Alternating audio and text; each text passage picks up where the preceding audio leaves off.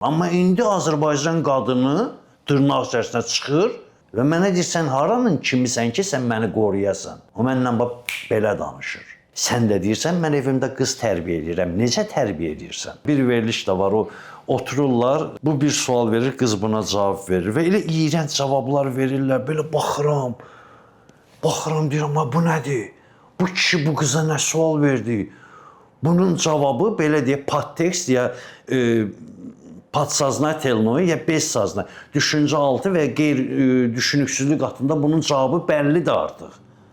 Çünki ikili, üç mənalı suallar verir. Sonra bir başqa verilişdə çıxırlar abırdan, həyadan. Sən orada açdığın abır həyanı burada yuma bilməzsən. Bizim aktyorlarla bir balaca hörmət edirsən, bir balaca belə edirsən, tamaşaçının marağındadır burada gəlib oturmaq. Onu aşağılamaq. Hələ artistsən də, artist zat da öyle.